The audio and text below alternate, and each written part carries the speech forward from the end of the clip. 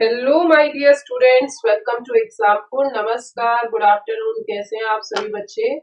एक बार आ जाइए, कनेक्ट हो जाइए। आई वुड सी कि भाई वीडियो वगैरह स्टार्ट हो गई है। गाइस एक बार आ जाइए, कनेक्ट हो जाइए आप लोग। हेलो मनीष कुमार, रंजना, राम जी, टिंकू, नागेंद्र, शिल्पा, मोहिनी, मनीष। हाँ जी। सभी बच्चों को गुड आफ्टरनून। आ जाइए गाइस, एक बार कनेक्ट हो जाइए। I would let see. Yes yes yes, voice आ रही है सभी बच्चों को? वॉइस आ रही है? हेलो, गुड आफ्टरनून बच्चे, गुड आफ्टरनून। चलिए स्टार्ट कर देते हैं, ठीक है। हमारा sociology mains answer writing practice session 1, ठीक है। अब देखिए भाई, इस सेशन में क्या है, एक तो सबसे पहली बात ये है कि जो आपका मेंस आंसर राइटिंग सेशन है ना, ये आपका अभी तो 1 घंटे का ही होगा, पर हाँ नेक्स्ट वीक वेडनेसडे, ठीक है, फिर मैं आपका 1.5 घंटा या 2 घंटे का सेशन ले सकते हो, ठीक है। बट अभी फिलहाल के लिए आपका 1 घंटे का ही सेशन रहेगा, because due to some hectic things. Okay, तो अभी ये है कि मैं आपको क्वेश्चंस का तरीका और कुछ मेरे सामने प्रीवियस ईयर क्वेश्चंस भी रखे हुए हैं यूपीएससी के ही, तो I would discuss with them. आपसे डिस्कस करती हूँ और उसके साथ साथ आप आंसर राइटिंग लिखिएगा, फिर जो आप मेरे को मेल भेजेंगे, ठीक है। मैं दिख रही हूँ ना सबको? राम जी, दिख रही हूँ ना मैं सबको? हाँ जी। तो जिस भी बच्चे को जो भी बच्चा मतलब आंसर राइटिंग लिखेगा, ठीक है, उनकी answer writing I would check and I will give the proper feedback, ठीक है। क्योंकि ये जो हमने 10 मई तक का समय रखा है, ये सिर्फ और सिर्फ यही सेशन है। तो गाइस चलिए, welcome to the mains answer writing practice session 1, ठीक है। तो सबसे पहली चीज, जो भी बच्चा हम लोगों के यहाँ पे मतलब फर्स्ट टाइमर है, मतलब उसने कभी आज तक यूपीएससी मेंस का पेपर नहीं देखा है, ठीक है, और मैं कोशिश करूंगी कुछ पेपर्स आपको टॉपर्स के भी दिखाऊं, ठीक है।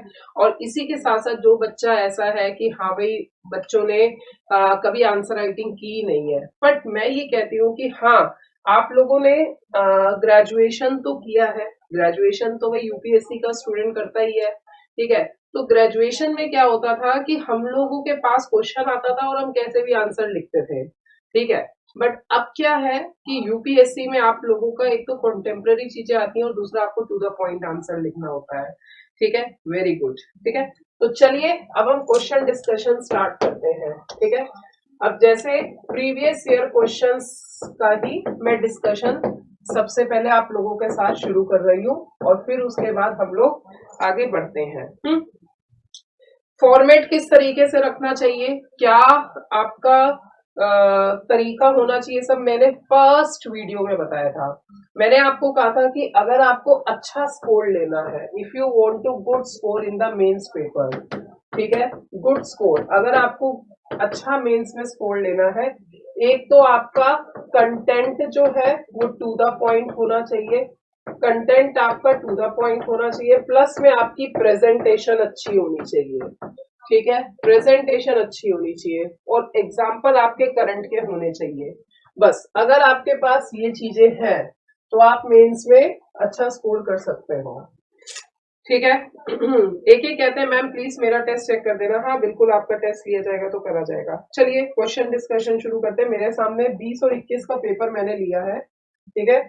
करंट क्वेश्चंस लिए हैं 2013 से, मैं क्वेश्चन को डिस्कस कर लूंगी, तो हम यूपीएससी के ही क्वेश्चन डिस्कस करते हैं और उसके बाद मैं आपको कुछ कॉन्टेम्प्ररी चीजों को लेकर बता दूंगी कि फ्यूचर में ऐसे क्वेश्चंस आ सकते हैं, ठीक है। जैसे क्वेश्चन है सेक्शन ए, पहले तो आपको ये पता होना चाहिए कि पेपर का फॉर्मेट क्या होता है। देखो भाई, सोशियोलॉजी में 2 पेपर होते हैं, पेपर फर्स्ट होता है और पेपर सेकंड होता है, ठीक है। पेपर सेकंड टोटल क्वेश्चन होते हैं, टोटल क्वेश्चन होते हैं 8, ठीक है।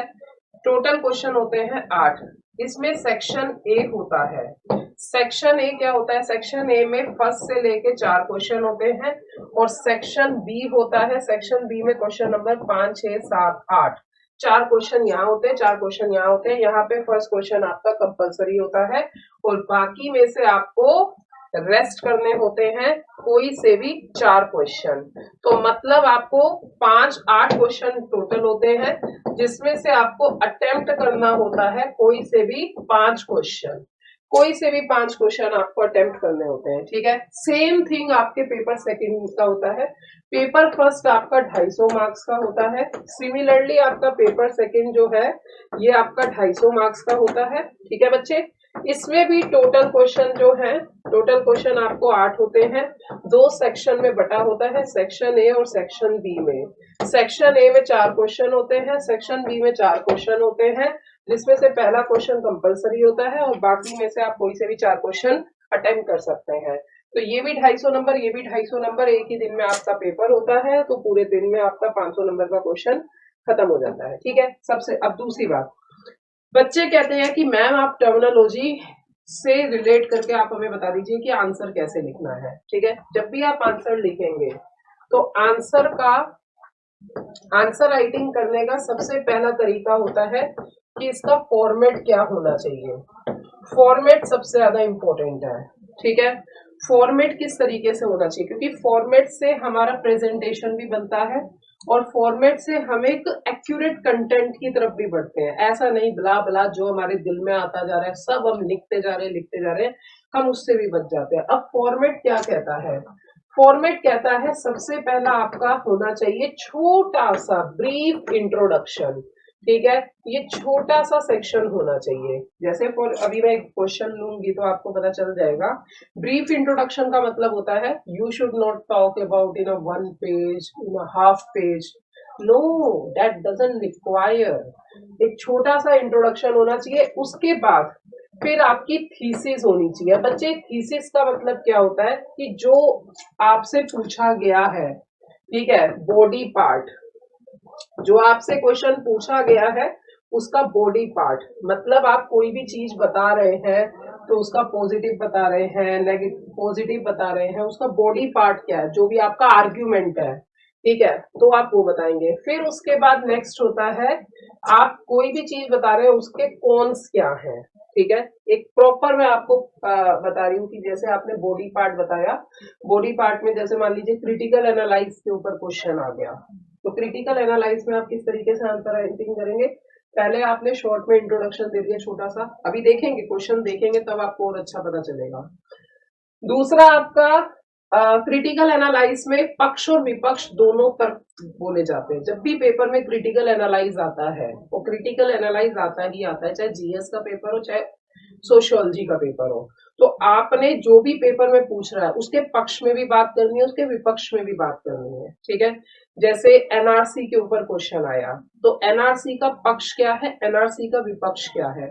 भाई सीए एनआरसी, एनआरसी होने से हमारे बांग्लादेश के साथ रिलेशनशिप सही नहीं रहेंगे, क्योंकि हमारे भारत से बहुत सारे लोग हम निकालेंगे तो उससे हमारे बांग्लादेश से भी रिलेशनशिप, इंटरनेशनल रिलेशनशिप में इशू आ सकता है। हमारे देश के अंदर के ही लोग एंटी गवर्नमेंट हो सकते हैं, हाँ, दंगे वगैरह की सिचुएशन हो सकती है, वायलेंस हो सकता है, स्टेट ऑर्डर गड़बड़ा सकता है। तो इस तरीके से आपको पक्ष और विपक्ष दोनों की बातें पॉइंट बोलना होता है।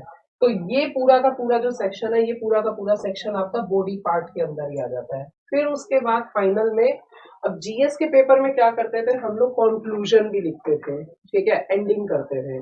बट यहाँ पे क्या होता है कि जरूरी नहीं है कि आपको हर जगह पे इस तरीके से करना है। यहाँ पे आप क्या कर सकते हैं, एक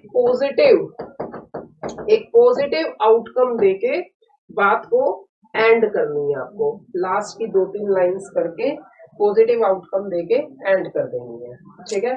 तो यहाँ पे आपको या फिर फॉर एग्जांपल अब जैसे आप इसमें इस बॉडी पार्ट में आपको क्या करना है, आपको यहाँ पे थिंकर्स के नाम के साथ आंसर लिखने हैं, ठीक है, जो थिंकर्स की बात है, जैसे ए आर देसाई के अनुसार, जीएस घुरिये के अनुसार, ठीक है। प्लस में करंट एग्जाम्पल्स लिखने हैं, करंट एग्जाम्पल्स आपको देने हैं। अब आप 1950 के एग्जाम्पल दोगे तो आप सक्सेस कभी नहीं हो पाओगे, आपको 2020 के 21 के एग्जाम्पल देने होंगे, करंट एग्जाम्पल देने होंगे। प्लस में अगर आप किसी भी चीज का डायग्राम बना सकते हैं तो आप डायग्राम बना लीजिए, ठीक है, क्योंकि डायग्राम बनाना से एग्जामिनर भी अच्छे से समझ लेता है, उसके लिए भी कन्वीनियंट होता है और एक प्रेजेंटेशन भी अच्छा होता है और एग्जामिनर समझ जाता है कि टू द पॉइंट बात करिए। या फिर आप पॉइंट में आंसर लिख सकते हैं, ठीक है।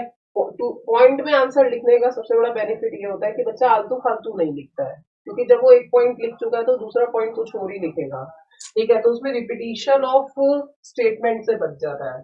ठीक है, डायग्राम हो गया, पॉइंट हो गया, या फिर आप यूज कर सकते हैं शॉर्ट पैराग्राफ। अब ऐसा नहीं है कि आपके पेपर में आपको 5 क्वेश्चन करने हैं, 5 क्वेश्चन का मतलब टोटल 19 क्वेश्चन करने हैं, तो 19 के 19 क्वेश्चन आप पॉइंट्स में ही लिख रहे हो, ऐसा भी नहीं होना चाहिए। आपके आंसर राइटिंग में वैरायटी नजर आनी चाहिए, ठीक है। इसीलिए तो जब आपसे क्वेश्चन एक जैसा नहीं पूछा है, क्वेश्चन भी तो आपसे अलग अलग पूछता है। किसी क्वेश्चन में आपसे डिस्कस पूछ रहा है, किसी में आपसे इलैबोरेट पूछ रहा है, किसी में आपसे एनालाइज पूछ रहा है, किसी में आपसे क्रिटिकल एनालाइज पूछ रहा है, ठीक है, किसी में क्रिटिकल एनालाइज पूछ रहा है, किसी में आपसे शॉर्ट नोट कह रहा है। तो जब आपसे एग्जामिनर इतना डिफरेंट डिफरेंट कीवर्ड्स, इतने different different keywords of question, ठीक है, जब आपसे एग्जामिनर इतने डिफरेंट डिफरेंट कीवर्ड से क्वेश्चन पूछ रहा है, तो आपका आंसर, हर आंसर एक जैसा कैसे हो सकता है, ये भी एक पॉइंट वाली बात है। तो जिस तरीके से आपसे कीवर्ड पूछा वैसा आपका आंसर होगा। अब किस कीवर्ड पे कैसा आंसर देना है वो मैंने अपनी सबसे पहली वीडियो में ही बताया था, ठीक है।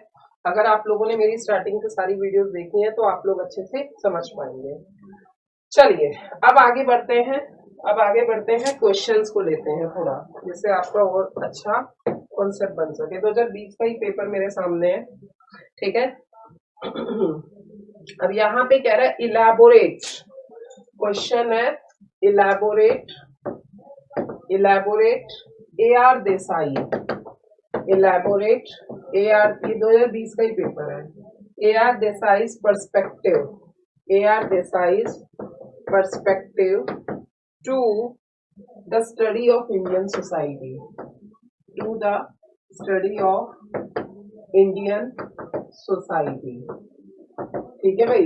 ये आपसे क्वेश्चन पूछा है, 10 मार्क्स का है, 150 वर्ड्स में लिखना है, ठीक है। अब हम देखते हैं इसमें क्या क्या हम लोग कर सकते हैं, किस तरीके से हम लोग इसके आंसर को प्रोसीड करेंगे, ठीक है बच्चे।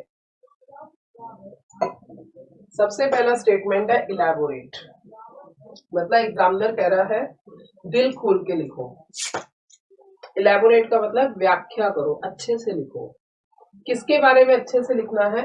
ए आर देसाई का प्रोस्पेक्ट लिखना है, आपको अपना प्रोस्पेक्ट नहीं लिखना है, ठीक है, आपको ए आर देसाई का लिखना है। जब मैंने आपको पेपर सेकंड में पहला चैप्टर करवाया था तो मैंने आपको जीएस गुरिये का बताया था, आपको एम एन श्रीनिवास का बताया था और आपको ए आर देसाई का बताया था, ठीक है। इन्होंने, ए आर देसाई ने इंडियन स्टडी की इस तरीके से स्टडी की है। तो अब आप यहाँ पे सबसे पहले शॉर्ट फॉर्म में लिख सकते हैं, स्टार्टिंग ऐसे ले सकते हैं। और आपको ये भी पता होना चाहिए कि ए आर देसाई ने क्या क्या बातें की हैं। आपको ये पता है ए आर देसाई क्या है, मार्क्सिस्ट पर्सपेक्टिव के हैं। ए आर देसाई ने कैपिटलिस्ट तरीके से बात की है कि भाई जो इंडियन सोसाइटी में जो कैपिटलिज्म आया, गुड्स एंड सर्विसेज प्रोडक्शन हुआ, उससे क्या है कि वेल्थ एक्यूमुलेशन कुछ हाथों में हुआ और उसके बाद एक्सप्लोटेशन हुआ, ये भी इंडियन सोसाइटी का पार्ट है, ठीक है। तो ए आर देसाई का जो व्यू पॉइंट है वो क्या है, कम्युनल, मतलब मार्क्सिस्ट व्यू पॉइंट है, ठीक है। तो ए आर देसाई की अगर मैं बात करूं तो आप इस तरीके से इलेबोरेशन में किस तरीके से कर सकते हैं, पहले एक शॉर्ट इंट्रोडक्शन दे दो, ठीक है। That A R Desai believes on the, या based on the Marxist perspective, sociologist thinker, he had the great contribution in the study of Indian society. He believe on the Marxist of conflict perspective. Okay, and conflict perspective कौन से, that he understand the Indian society in the form of capitalism, like the production of goods and services are in the hand of capitalists or the big factories or companies that would accumulate the wealth and money on the some hands, and that would exploit the other people. Okay, so he इस तरीके से आपने क्या है एक point अपना clear कर दिया। ठीक है, तो आपको ये पता है AR देसाई क्या है, मार्क्सियन पर्सपेक्टिव है। मार्क्सियन पर्सपेक्टिव में अब आपको पता चल गया कि हाँ इन्होंने कैपिटलिस्ट सोसाइटी की बात की है, इन्होंने कैपिटलिस्ट सोसाइटी की बात की है। AR देसाई ने विलेज की ऊपर बात की है। जो जो AR देसाई ने बात की है वो पॉइंट आपने लिखे, उसको आप अच्छे से इलेबोरेट कर दीजिए और आज की इंडियन सोसाइटी का आप एग्जांपल दे सकते हैं। जैसे at present there is a labour laws, welfare for the labours that made for the welfare of the labor because of reduction in the exploitation by the capitalist। ठीक है, तो इस तरीके से आप अपने आंसर को लिख सकते हैं। जो जो AR देसाई के पॉइंट्स हैं, ठीक है, AR देसाई के पॉइंट्स है, इन्होंने मॉडर्नाइज पर बात की है, ठीक है, इन्होंने विलेज पे बात की है, इन्होंने कैपिटल पे बात की है, इन्होंने कास्टिज्म पर बात की है। जो जो बात की है वो आप शॉर्ट शॉर्ट में कर सकते हैं और आपके पास 150 वर्ड्स में लिखना है। मतलब आपके पास यूपीएससी का ये एक पेज, यहाँ हाशिया, यहाँ हाशिया, दूसरा पेज मिलेगा। यूपीएससी अब आपको लाइन खींच कर देती है, अब आपको खुद नई लाइन खींचनी है, यूपीएससी खुद ही लाइन खींच कर देती है। अब आपको इतने इतने एरिया में आपको इस आंसर को लिखना है, तो आप वही बात लिखो जो आपसे पेपर में पूछी है। पर इलेबोरेट का मतलब ये होता है कि आपको डिटेल में जो पूछा है वो बताना है, डिटेल में बताना है। ठीक है, इसमें आप एग्जाम्पल्स भी लिख सकते हैं, एग्जाम्पल भी दे सकते हैं। ठीक है, इसमें आप एग्जाम्पल भी दे सकते हैं। तो ये आपका हो गया पहले क्वेश्चन का फॉर्मेट। ठीक है, अब इसमें लिखना क्या है क्या नहीं करना है ये अब आप लोगों का क्या है, होमवर्क है। ये अब आप लोगों का होमवर्क है। अब आप जितने भी बच्चे इस वीडियो को देख रहे हैं, ठीक है, जो बच्चा पेपर सेकंड पढ़ चुका है या पेपर फर्स्ट के भी मैं आप लोगों को कुछ क्वेश्चंस होंगी। जो बच्चा पेपर सेकंड पढ़ चुका है, अब वो आज क्या करेगा, GS बुर्गे पढ़ेगा, MN श्रीनिवास पढ़ेगा, AR देसाई पढ़ेगा। पढ़ने के बाद पहले पढ़ लेना, ये नहीं आंसर लिखना जल्दी जल्दी, पहले पढ़ लेना। कोई दिक्कत नहीं है, हमारा मेंस का पेपर होगा नवंबर में, ठीक है, और या अगले साल के लिए जो बच्चा है उसको अगले साल देना, कोई दिक्कत नहीं है। पहले पढ़ लेना, पढ़ने के बाद फिर आप मार्क्स इन प्रोस्पेक्टिव जो भी AR देसाई ने कहा वो चीजें आप लिखना। समझ गए? ठीक है, तो यहाँ इस तरीके से फॉर्मेट है, तो आपको डिटेल लिखनी है। ओके, दूसरा क्वेश्चन है बैनिंग प्रैक्टिस, ये आपका होमवर्क हो गया। अब आप इस पर अलग अलग बच्चे आंसर लिखेंगे, आंसर लिख कर लाना, फिर मैं आपके आंसर चेक करूंगी और आपको मेल पे ही फीडबैक दे दूंगी। क्योंकि it is not possible class में काफी बच्चे, क्योंकि मैंने ये सोचा कि भाई मैं यहीं पे ही आपके सामने आंसर चेक करूं, बट दिक्कत क्या आती है, आपके सामने आंसर चेक करने में 2-3 आंसर चेक होते हैं, फिर बाकी बच्चे मेरे सिर पे चढ़ जाते हैं, तो it is very difficult for me कि भाई सभी बच्चों के आंसर सबके साथ किए जाए। हाँ, या तो मैं कुछ ही 2-4 बच्चों को पढ़ा रही हूँ, then it can be possible, but when you get the large number of questions and answer, then it is quite difficult। तो अब मैं ऐसा करूंगी, I will give the feedback on your mail, और जो भी सबसे बेस्ट आंसर होगा हाँ उसको मैं आपको दिखा दूंगी, और बाकी आप लोग अपने ग्रुप में तो होंगे ही, you can send and show the answer to the other people. आप एक दूसरे को भी आंसर अपना दिखाइए जिससे आपके अंदर और इनहेंसमेंट हो। दूसरा क्वेश्चन है, क्वेश्चन नंबर 2 है, banning practice of sati is attribute to annihilation of a major social evil in colonial India। comment। बहुत अच्छा क्वेश्चन है, ठीक है, कि banning practice of sati is attribute to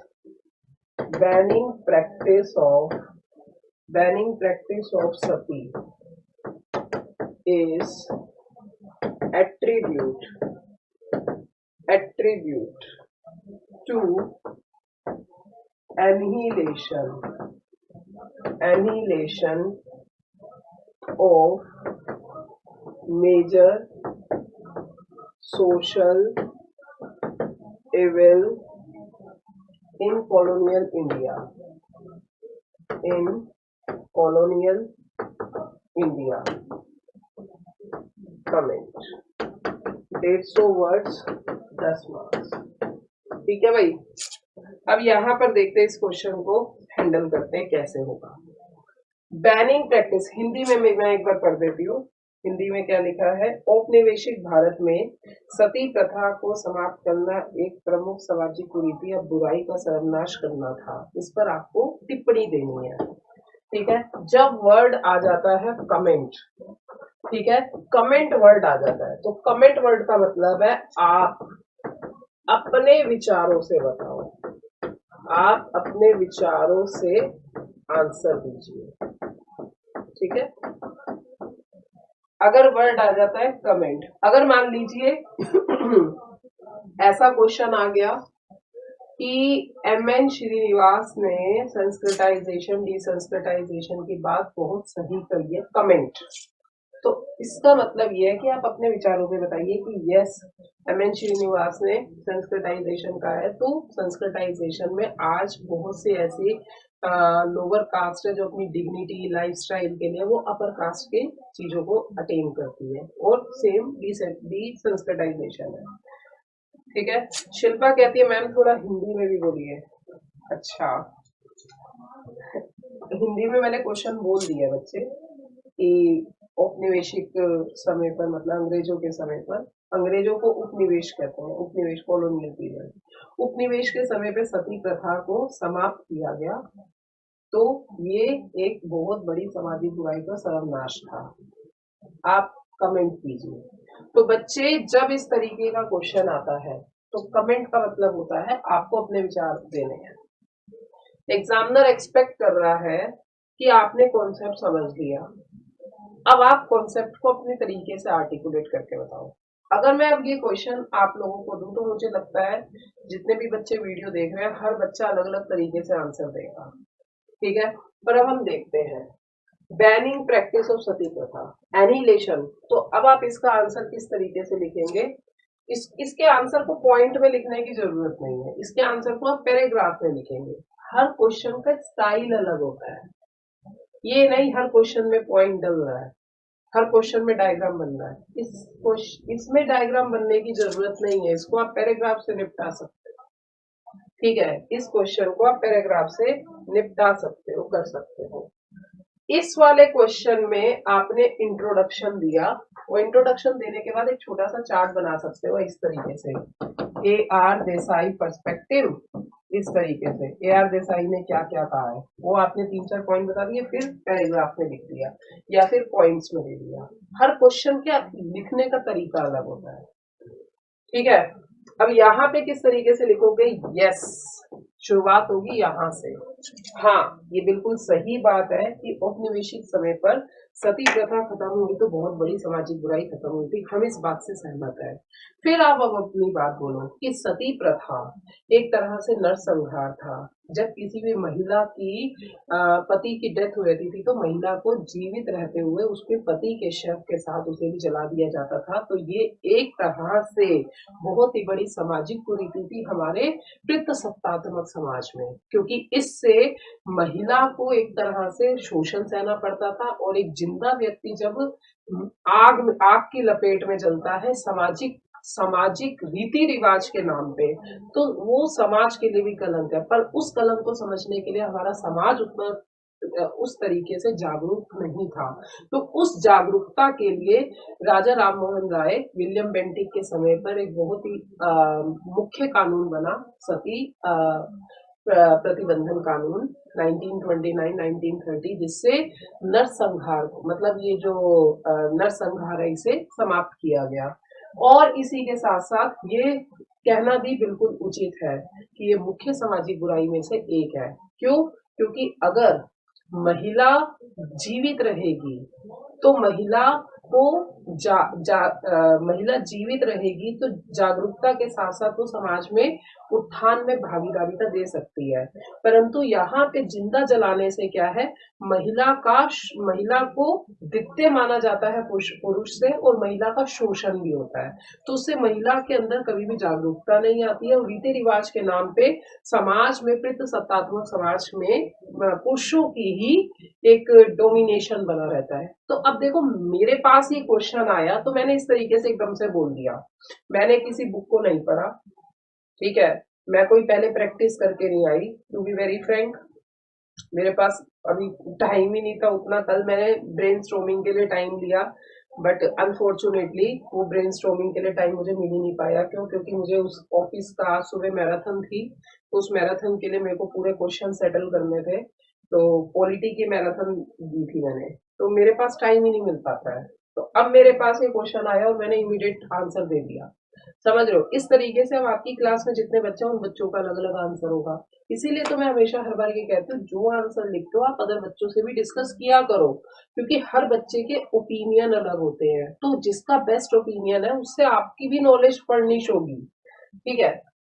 तो अब आप इसके ऊपर अपनी बात लिख सकते हैं, आपके क्वेश्चन में आया है कमेंट, आप अपना लिख सकते हैं, ठीक है? और इसी के साथ साथ अब ये जो है आप इसको पैराग्राफ में लिख सकते हैं, इसमें आपको पॉइंट में लिखने की कोई जरूरत नहीं है, ठीक है? और या फिर आप इस तरीके से भी लिख सकते हैं कि सामाजिक बुराई के अंत होने से जो एक महिलाओं के ऊपर अत्याचार होता था, उन्हें जिंदा रहते हुए उन्हें मारा जाता था, उसको समाप्त कर दिया गया।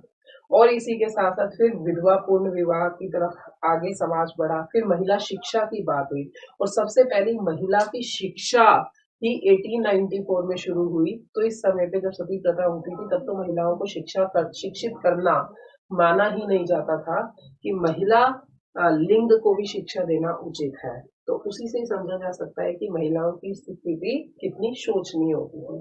तो इस पे आप लोग लिख सकते हो, ठीक है?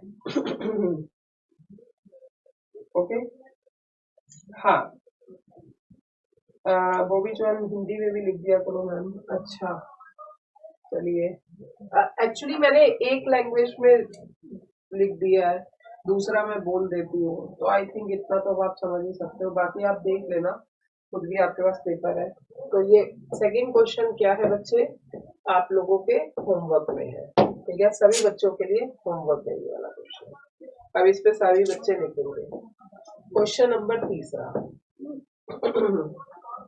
हाँ, अब क्वेश्चन नंबर तीसरा कहता है explain the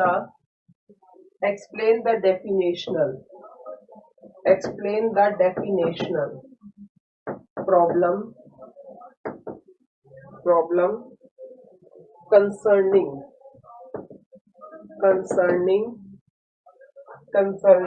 the tribal community in India.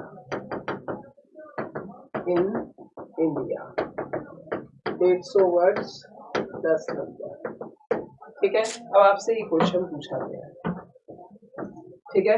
Explain the definitional problem concerning the tribal community in India. अब क्वेश्चन पे फोकस दिया जाए, ठीक है? एक्सप्लेन का मतलब है कि आपको खोल के बताना है, मतलब आपको क्लियरली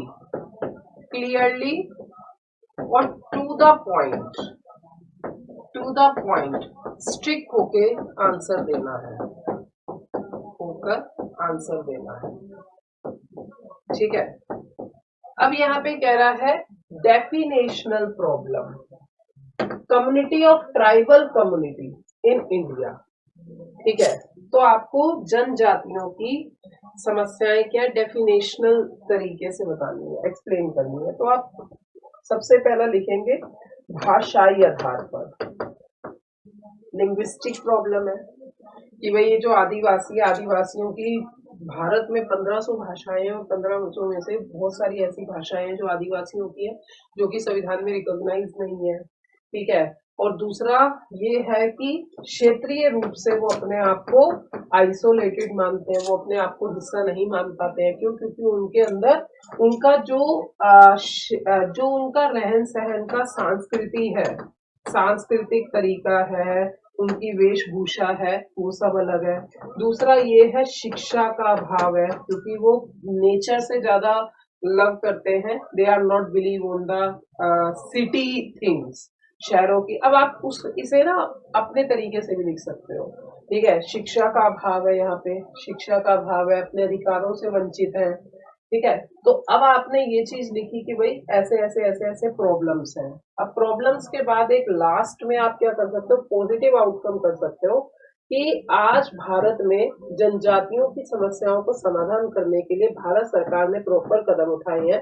भारत सरकार ने नेशनल कमीशन फॉर एसटी बनाया है, मतलब जनजातियों के लिए। इसके अलावा संसद ने सुप्रीम कोर्ट के कहने पे जंगल अधिनियम कानून 2005 बनाया, जो ये कहता है कि आदिवासियों का शोषण ना हो।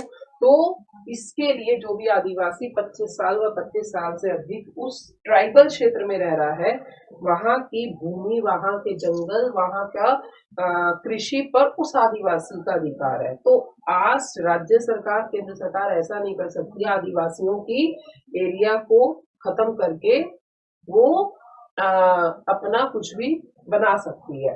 ठीक है, आदिवासियों के साथ सबसे बड़ा आवास का दिक्कत है। आवास का दिक्कत क्या था कि भाई जब आदिवासियों को डिस्प्लेस किया जाता था, मतलब एक जगह से दूसरी जगह में रखा जाता था, तो वो उस जगह के से परिचित नहीं होते थे। इस कारण से क्या है कि आदिवासियों की संख्या में क्या होने लगी, कमी होने लगी।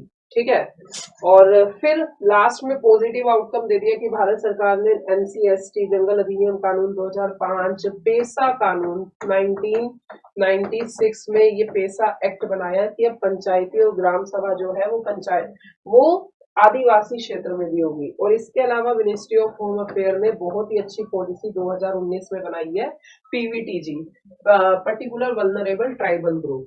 तो इस तरीके से एक आंसर एंड हो जाएगा, समझ रहे हो। तो अब आप सभी बच्चों ने एक एक कहते हैं मैम प्रॉब्लम का डायग्राम ड्रॉ कर सकते हैं ना। हाँ हाँ हाँ हाँ, इस वाले क्वेश्चन में तो कर सकते हो, ऐसे कर सकते हो।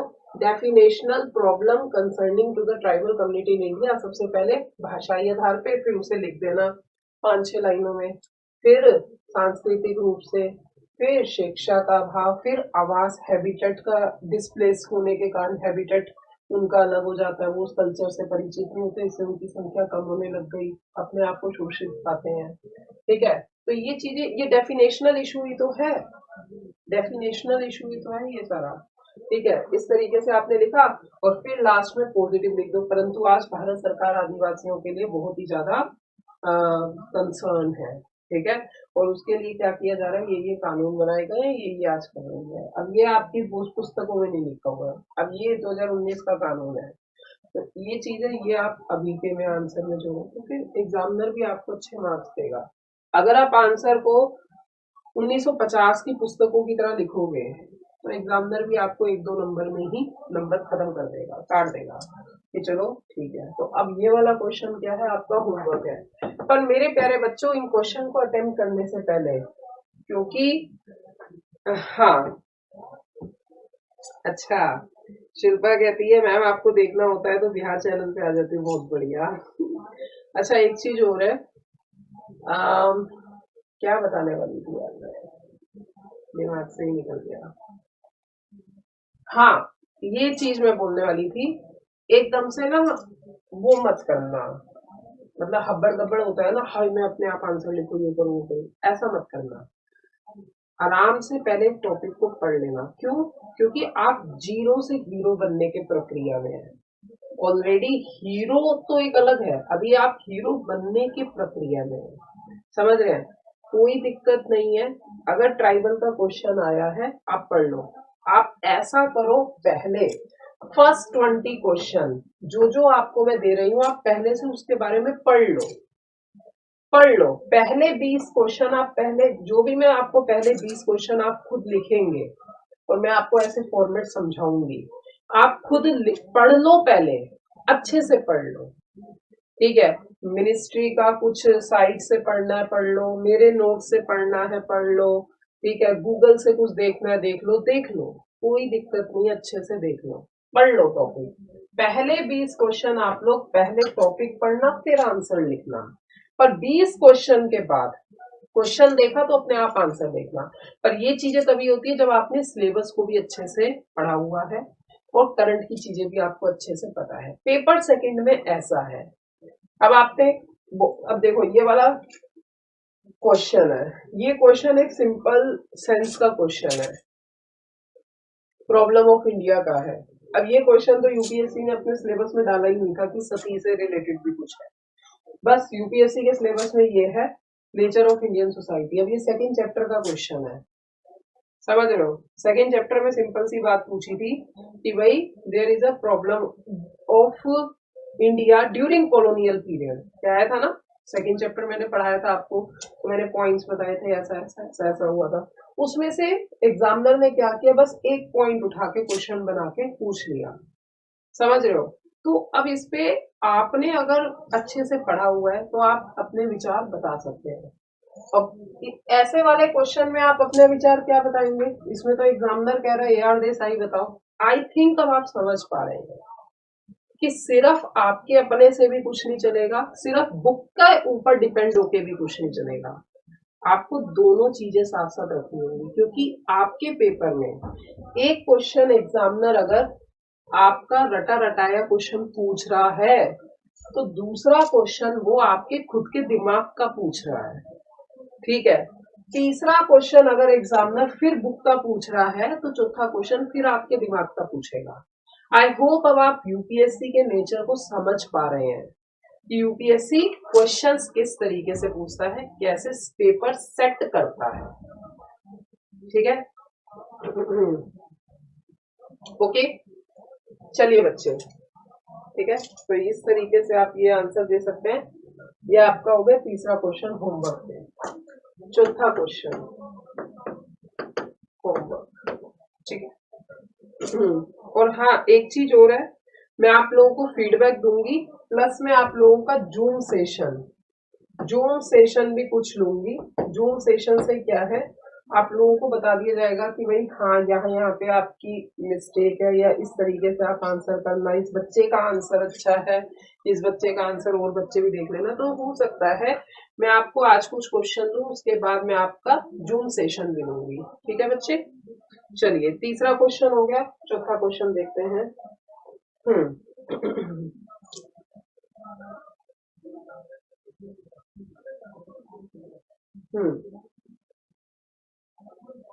Secularism was an outcome of 20th century humanistic radicalism, ठीक है। कमेंट ऑन दिस स्टेटमेंट, धर्मनिरपेक्षता 20वीं शताब्दी के मानवता के आमूल परिवर्तनवाद का परिणाम है, इस कथन पर टिप्पणी दीजिए, ठीक है।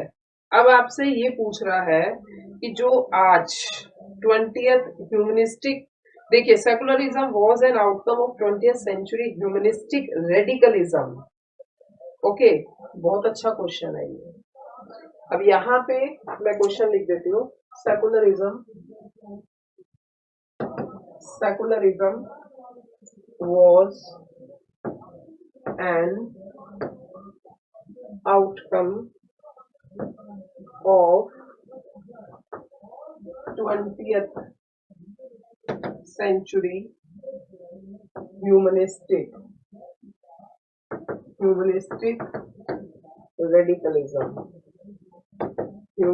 radicalism, कमेंट में मैंने आपको क्या बताया था, कमेंट में मैंने आपको क्या बताया था कि जब भी इस तरीके का क्वेश्चन आता है कमेंट का, ठीक है, तो आप लोग अपने विचार में आंसर दीजिए। कमेंट का मतलब होता है आप लोगों को अपने विचार में आंसर आप दे सकते हैं, ठीक है बच्चे। चलिए अब इस क्वेश्चन को डिस्कस करते हैं, ठीक है, फिर उसके बाद 5-6 क्वेश्चन मैं आपको दे देती हूँ, ठीक है। 5-6 क्वेश्चन आप लोग डिस्कस करिएगा अच्छे से, लिखिएगा। देखो यहाँ पे मैंने आपको क्या कहा था, कमेंट का मतलब है आप अपने विचारों में आंसर दीजिए। अब यहां से कह रहा है कि धर्मनिरपेक्षता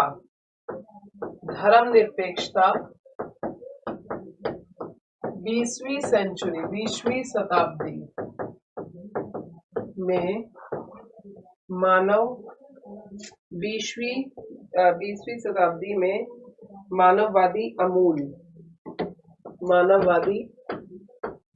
मानवतावादी अमूल परिवर्तन का परिणाम है। हिंदी में ना यूपीएससी भी गलती करती है, ये आपको मैं बता देती हूँ, ठीक है। परिणाम है, टिप्पणी दीजिए। हिंदी में यूपीएससी भी गलती करती है, इसलिए हिंदी वाला बच्चा इंग्लिश भी देखिएगा, ठीक है। क्वेश्चन में रिपीट कर देती हूँ। क्वेश्चन ये पूछ रहा है कि जो आज सेकुलरिज्म है, ठीक है, आज जो सेकुलरिज्म है या जो आज थॉट प्रोसेस बन रहा है कि ऑल रिलीजन आर इक्वल, ये कहीं ना कहीं तब परिणाम इसका ऐसा आया है जब व्यक्ति कट्टर था अपने धर्म के लिए। तो आप इस पे अपने कमेंट दीजिए।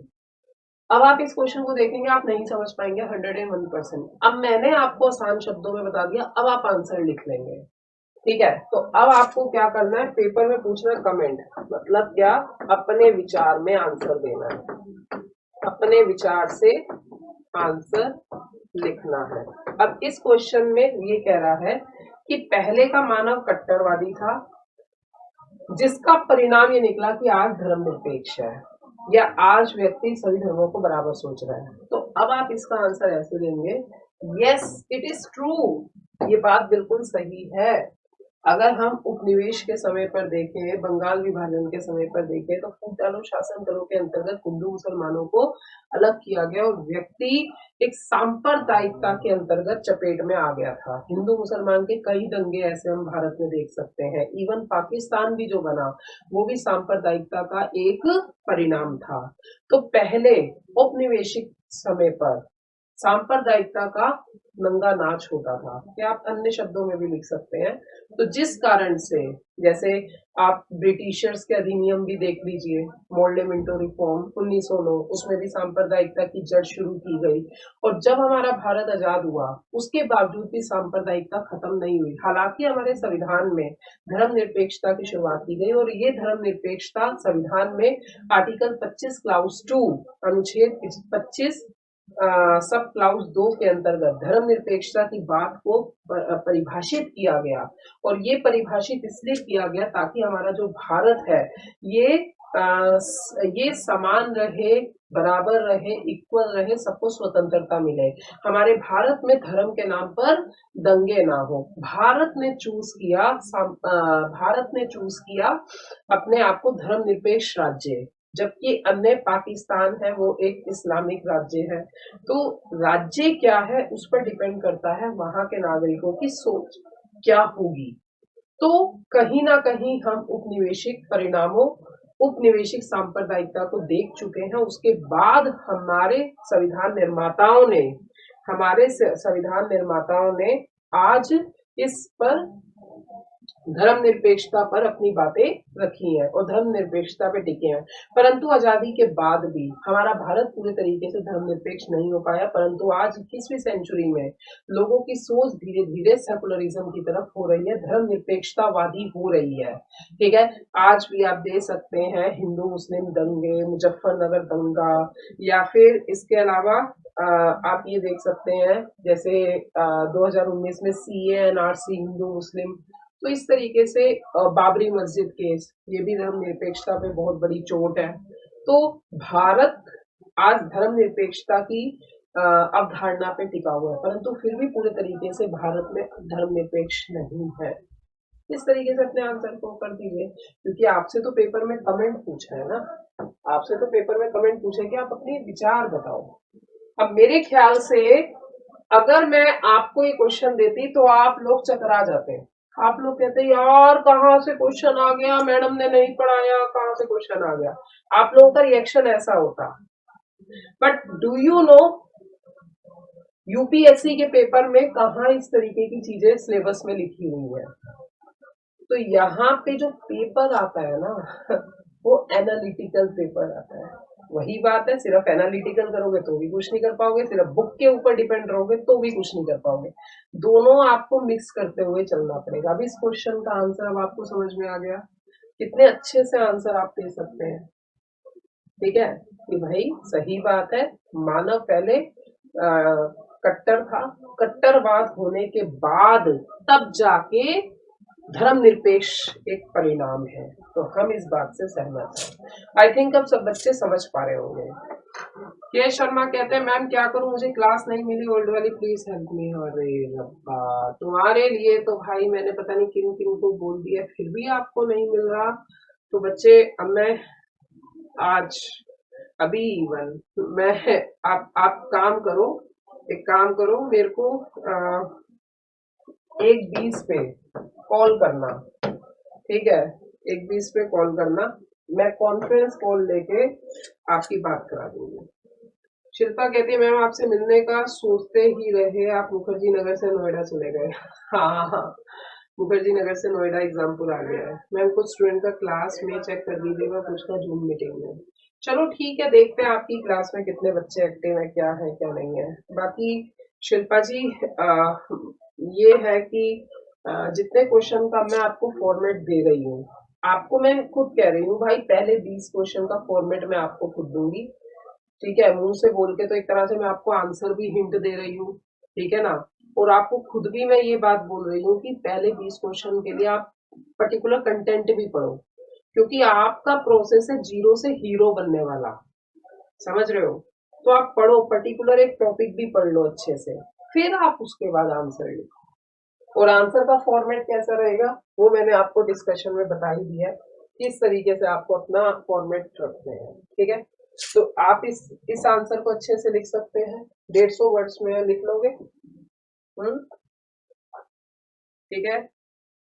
एक ही कहते हैं मैं, यस मैम इस टाइप के क्वेश्चन का एक्सप्लेनेशन इंडियन सोसाइटी में सर ने बताया था, हिस्टोरिकल बैकग्राउंड ऑफ सेकुलरिज्म में। बहुत बढ़िया, बहुत बढ़िया। तो बच्चे जो सोशियोलॉजी है, सोशियोलॉजी में कभी तो फायदा होता है, सोशियोलॉजी में तभी तो फायदा होता है, क्यों? क्योंकि इसके अंदर हिस्ट्री का कंटेंट है, इसके अंदर पॉलिटी का कंटेंट है, सोशल इशू का कंटेंट है, इथिक्स का कंटेंट है, इकोनॉमिक्स का कंटेंट है, तभी तो सोशियोलॉजी का बच्चा फायदे में रहता है। चलिए आगे बात करते हैं। हम्म, अब अगला क्वेश्चन देखते हैं, ये 20 नंबर का है, 5वां क्वेश्चन, ठीक है? 5वां क्वेश्चन कहता है Indian caste system is unique. Indian caste system is unique and has been unhealthy and has been unhealthy for the growth of sociology in India. Sociology in India. How do you agree with this? 20 marks, 300 words. ये आपका है, ठीक है? ये okay.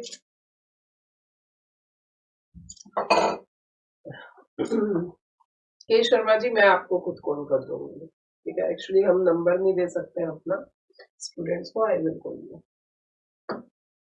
चलिए अब यहाँ पे इस क्वेश्चन में आपसे एग्जामिनर ने आपका काम आसान कर दिया है, ठीक है? और आपको कह दिया है कि भाई आप खुद ही बताओ क्या आप एग्री हो। अब क्वेश्चन क्या पूछ रहा है कि भारतीय, हिंदी में देख लेते हैं यूपीएससी क्या लिखता है। भारतीय जाति व्यवस्था अद्वितीय है, यूनिक है, इट हैज बीन यूनिक है, और भारत में समाजशास्त्र की वृद्धि के लिए दूषित है। किस हद तक आप सहमत हैं? समझ गए? मतलब यहाँ पे एग्जामिनर आपसे चाहता है कि थोड़ा सा आप ये बताएं कि इंडियन कास्ट सिस्टम यूनिक है, ठीक है? तो यहाँ पे अब आप शुरू कैसे करेंगे?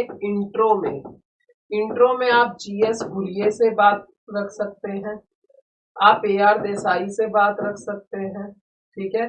कि इंडियन कास्ट सिस्टम यूनिक है, इंडियन, आप इस तरीके से, मैंने आपको इंडियन कास्ट सिस्टम भी पढ़ाया हुआ है, आप थिंकर की बात एक पैरे में रख सकते हैं, ठीक है? अब दूसरा, जब भी ये एंड आता है ना, तो एंड का मतलब होता है ये स्टेटमेंट अलग है, ये स्टेटमेंट अलग है। अब यहाँ पे आपसे पूछ रहा है ये अनहेल्दी है, मतलब आपसे एग्जामिनर कह रहा है कि जो हमारे भारत में जातिवाद है, जातिवाद के आपको हानियां बतानी है, जातिवाद के लाभ नहीं बताने हैं, जातिवाद की हानियां बतानी है। लिखा हुआ है ना, अनहेल्दी है, अनहेल्दी है भारत में। सोशोलॉजी, सोशोलॉजी मतलब भारत में समाज को विकसित करने के लिए अनहेल्दी है। तो आप फिर यहाँ पे कहेंगे यस, हम इस बात से एग्री हैं। फिर अच्छा एक चीज और है, भारत में जो इंडियन कास्ट सिस्टम है ना, इसका आप जीएस गुरिये, ए आर देसाई तो है ही है, प्लस में आप एक दो एग्जाम्पल उसके ले सकते हैं, बी आर अम्बेडकर का ले सकते हैं एग्जाम्पल, गांधी का एग्जाम्पल ले सकते हैं, ऐसे भी आप थोड़ा बहुत लिख सकते हैं। हाँ, बिल्कुल बिल्कुल एके जी, यहाँ पे आप थिंकर का क्यों, क्योंकि आपसे पेपर में कह रहा है, खुद ही कह रहा है कि भाई इंडियन कास्ट सिस्टम यूनिक है, तो आप लिखेंगे यस इट्स ट्रू कि इंडियन कास्ट सिस्टम यूनिक है, महात्मा गांधी के अनुसार या गुरिये के अनुसार या ए आर देसाई के अनुसार। लिख दिया आपने, छोटा सा आपने इतना 5-6 लाइनों में बात कर दी, ठीक है, 5-6 लाइनों में आपने बात करके खत्म कर दी। अब आपसे कह रहा है कास्टिज्म जो है भारत में समाज की वृद्धि के लिए हानिकारक है, तो आप लिखोगे ये भी बात बिल्कुल सही है कि हम यस, हाँ हम इनसे एग्री हैं कि भारत में कास्टिज्म अनहेल्दी है, और हम कास्टिज्म होने के निम्नलिखित परिणामों के बारे में बात करते हैं, क्योंकि एक्चुअल में तो ये परिणाम ही पूछ रहा है। अब यहाँ पे डायरेक्ट परिणाम नहीं लिखा, पर आपको क्वेश्चन का सेंस समझना होगा। तो यहाँ पे आपसे पूछ रहा है कास्ट सिस्टम के परिणाम, जिससे जिससे समाज में दूषित हो रहा है, तो आप बताइए पॉइंट्स में ये परिणाम है, बस हो गया। तो ऐसे आपको 300 वर्ड्स में लिखना है, 3 पेज आपको यूपीएससी देगी, ठीक है।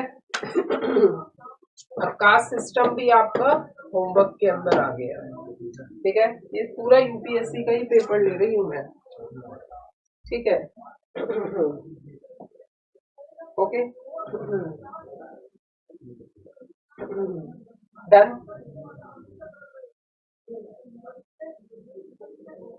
ठीक है।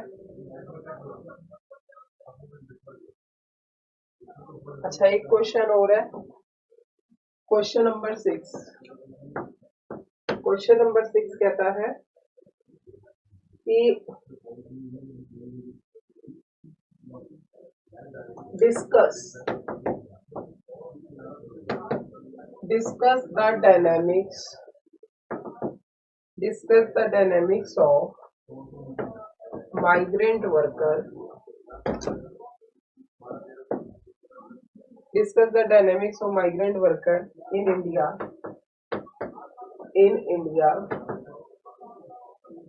in the context of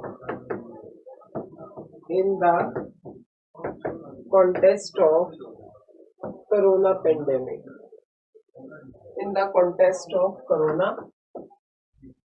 pandemic, ठीक है। 20 marks 300 words, okay, 20 marks 300 words,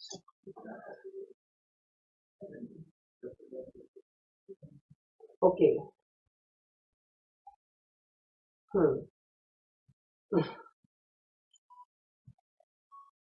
हाँ जी, चलिए अब इस टॉपिक पर आते हैं, ये भी आपको होमवर्क में दिया जाएगा, 6 question homework, 6 question he homework I think starting के लिए सही है, क्योंकि अभी तो आपका इसमें ही सिर दर्द हो जाएगा, ठीक है, क्योंकि अभी आप पहले पढ़ोगे, फिर उसके बाद एनालाइज करोगे, फिर लिखोगे, और शुरू में इतना चलता है, शुरू में चलता है, इट्स ओके, ठीक है, शुरू में चलता है।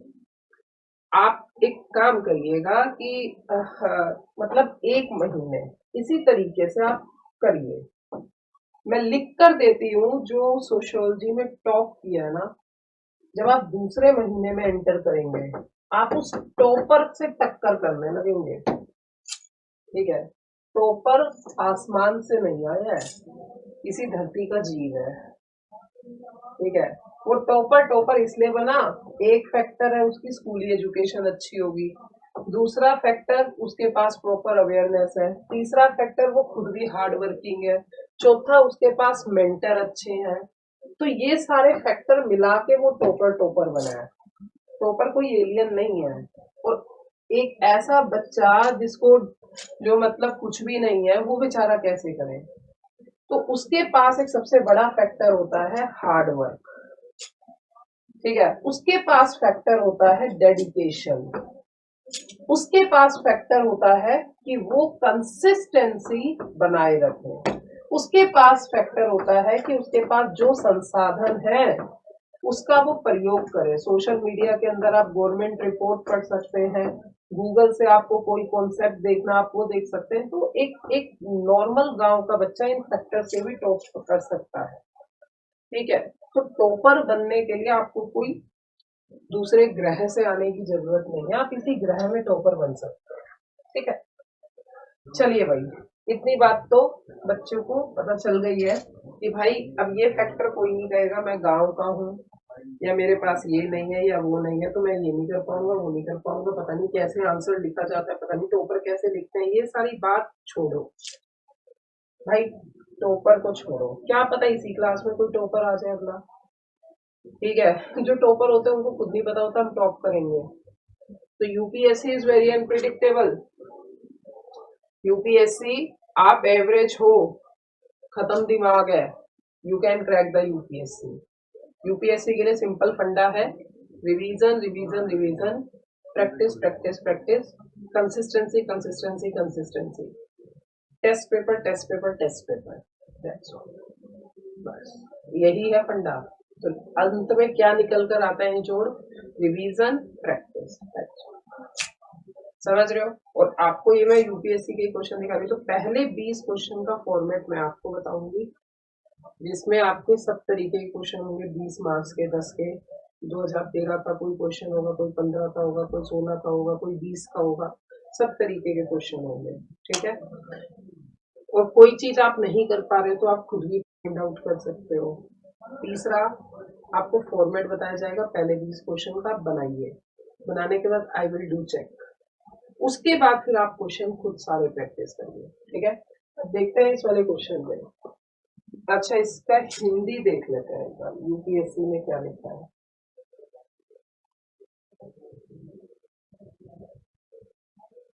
यूपीएससी लिखती है, कोरोना महामारी के संदर्भ में भारत में प्रवासी श्रमिकों की गतिशीलता की विवेचना कीजिए। तो यहाँ पे आपसे डिस्कस करने को कह रहा है, तो डिस्कस आपको करना है, आपको चर्चा करनी है। चर्चा में क्या है, चर्चा की जाती है बच्चे हमेशा रियल टाइम में। रियल टाइम का मतलब है वर्तमान स्थिति में, ठीक है।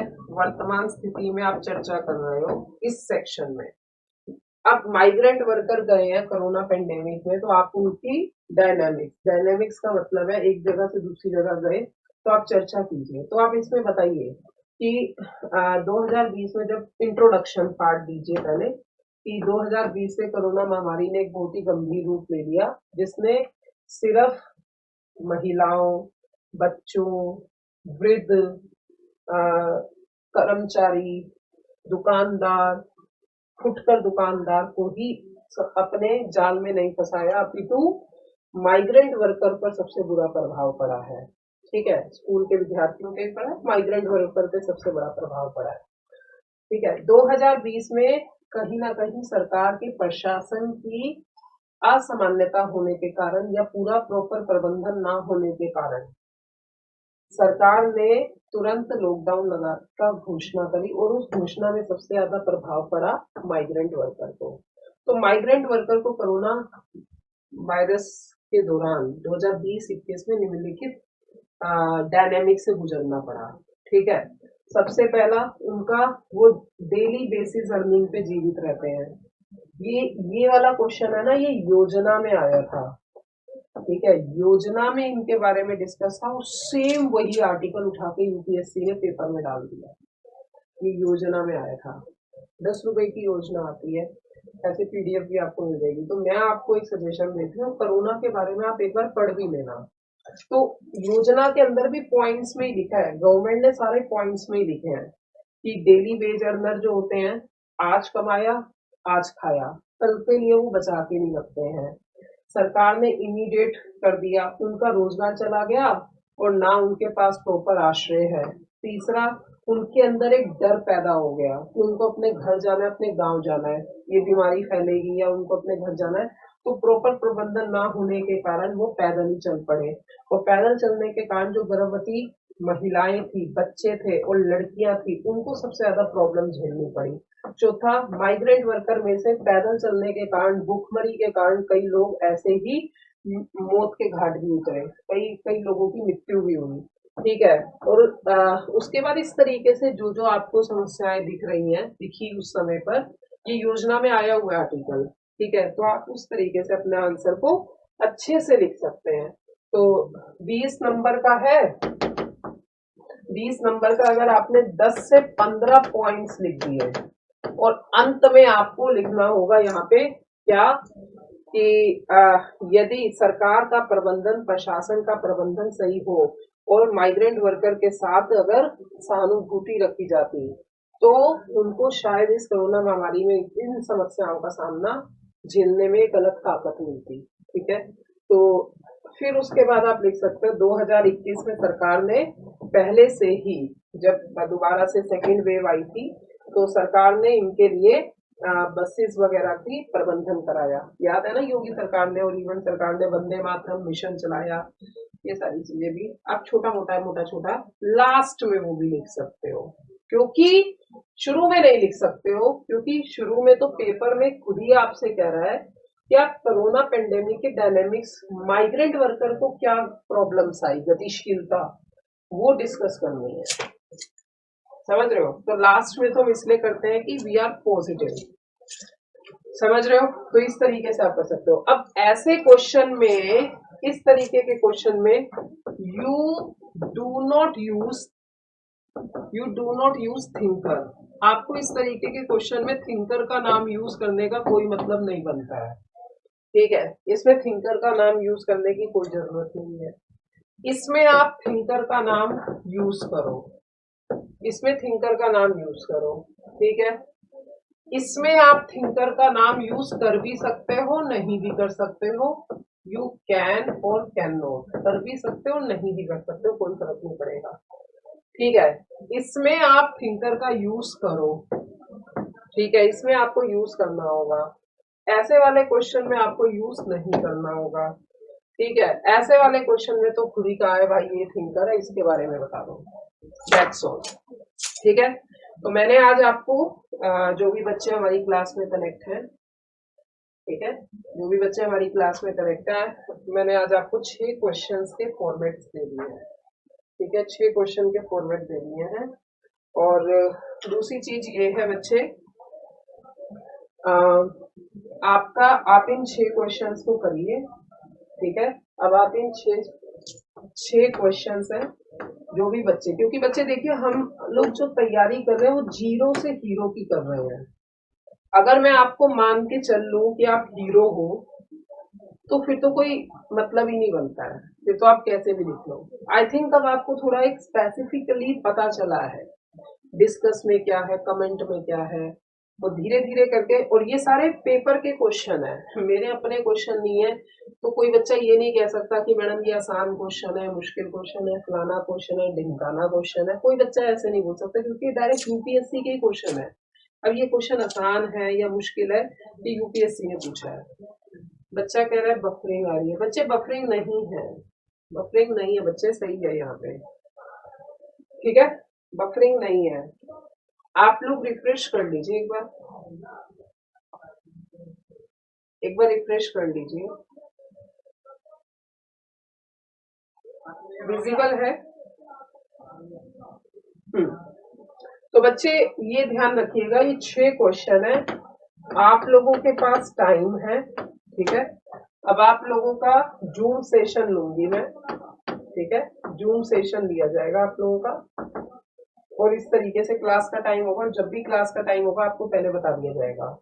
ठीक है, तो आज क्या है, आज क्या है,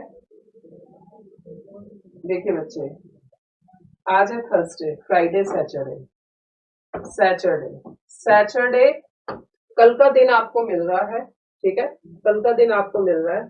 सैटरडे 6 क्वेश्चन के ऊपर आपका डिस्कशन आंसर आपको मेल करना है मेरे को, ठीक है। जिनके गलत होंगे उनका मैं डिस्कशन कर दूंगी आंसर, 6 क्वेश्चन के डिस्कशन करने हैं, फिर मैं आपको अगले 6 क्वेश्चन समझाऊंगी एक फॉर्मेट बता के, ठीक है।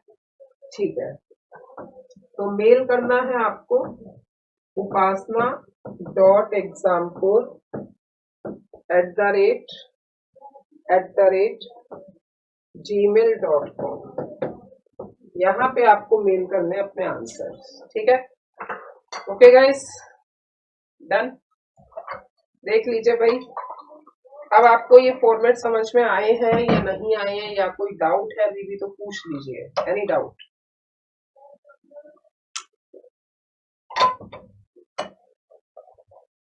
Any doubt, any doubt.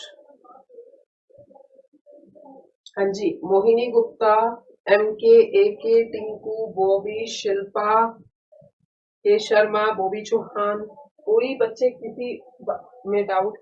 6 questions बताए, 6 क्वेश्चंस के बाद आपको फॉर्मेट समझ में आ गए किस तरीके से आपको आंसर राइटिंग करनी है, ठीक है। ओके, कल का टाइम आपको दिया जा रहा है, परसों आपके साथ डिस्कशन होगा, ओके। और जब मैं आपको 20 क्वेश्चंस करा दूंगी, 20-25 क्वेश्चन करा दूंगी, फिर मैं आपके 1 या 2 टेस्ट भी ले लूंगी, ठीक है। और उसके बाद फिर पेपर फर्स्ट हम पढ़ेंगे, पेपर फर्स्ट में भी बीच बीच में मैं आपके टेस्ट लेती रहूंगी, तो वो तो चलता ही रहेगा, ठीक है। बाकी ये है कि आपको एक तरीका पता चल गया, आप आंसर्स 20 क्वेश्चन भी लिख लेंगे तो आपके लिए बढ़िया है। और अब आपके मन में आई थिंक कोई डर नहीं होगा, आप मेरे हिसाब से चलिए, ठीक है। क्योंकि ये प्रीवियस ईयर पेपर ही लिया हुआ है हमने, तो 2020 का पेपर है, 2021 का पेपर हम 2 बार में डिस्कशन कर लेंगे, 2 या 3 बार में, 2 बार में डिस्कशन कर लेंगे। फिर उसके बाद 17-18 का पेपर लेंगे, फिर 14-15 का लेंगे, फिर 13-12 का ले लेंगे, 10 साल 11 साल का पेपर हम ले लेंगे। प्लस में मैं कुछ आपको एक्सपेक्टेड क्वेश्चन बता दूंगी कि 2023 में या 22 में ऐसे, मुझे लगता है एक्सपेक्टेड क्वेश्चन अभी बताना सही नहीं है, क्योंकि जब मेंस होता है ना, तो मेंस के 1-2 महीने पहले हम बताएं तो ज्यादा अच्छा है। अभी बताने से वो बात नहीं बनेगी, क्योंकि हमें पता है ना पेपर आपका कब बनेगा और किस टाइप के किस समय के क्वेश्चन दिए जाएंगे, तो इसीलिए अभी फ्यूचर के क्वेश्चन बताना सही नहीं है। जब मेंस होगा उसके 1-1.5 महीने पहले बता दिया जाएगा।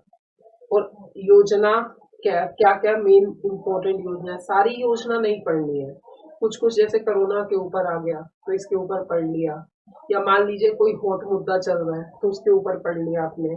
इस तरीके से आपकी नॉलेज भी बढ़ेगी, GS भी स्ट्रॉन्ग होगा, सोशियोलॉजी भी होगा, और आपको एसए में भी बेनिफिट मिलेगा, ठीक है बच्चे। तो बच्चे आज मैं यहीं पे ही ओवर करती हूँ आपकी क्लास, ठीक है। बाकी किसी को कोई डाउट हो तो मेरा मेल आईडी है ये आपके पास, आप पूछ लीजिएगा, ठीक है बच्चे। और ये 10 मई तक हमारा सेशन ऐसे ही चलेगा, डेली बेसिस पे, मतलब कल मैं आपको टाइम दे रही हूँ, कल आप आराम से पढ़िए। फ्राइडे को आपका, सैटरडे को आपका जूम सेशन लिया जाएगा। सैटरडे को ये आंसर, जिनका अच्छा आंसर है वो भी दिखाया जाएगा, जिनका अच्छा नहीं है वो भी बताया जाएगा, और उसके बाद आपको नेक्स्ट क्वेश्चंस भी दिए जाएंगे, और इस तरीके से आपकी धीरे धीरे प्रैक्टिस अच्छी होने लगेगी, ठीक है। आज हमने कुछ कुछ क्वेश्चंस को लिया, कमेंट को ले लिया, डिस्कस को ले लिया, इलेबोरेट को ले लिया, अगले सेशन में हम क्रिटिकल एनालाइज को ले लेंगे, एनालाइज को ले लेंगे, ऐसी ऐसे टर्म्स पे हम आंसर राइटिंग देखेंगे, तो उससे क्या हमारा एक बेस बनने लगेगा। और जब हमारा बेस बनने लगेगा फिर एक टाइम ऐसा आएगा, अब हमारे सामने क्वेश्चन कैसा भी आए हम चुटकियों में कर लेंगे, ठीक है। मैंने कहा ना कि 0 से हीरो। शिल्पा कहती है मैम मैं तो व्हाट्सअप करती हूँ, मेल नहीं हो पाता है, ठीक है शिल्पा जी, मैं आपका नंबर सेव कर लूंगी, एक्चुअली मैंने नंबर सेव नहीं किया हुआ है, तो आप एक बार मैसेज कर देना दैट यू आर शिल्पा, ठीक है बच्चे। आज के लिए इतना ही, मिलते हैं अगली class. Okay guys, bye bye, take care.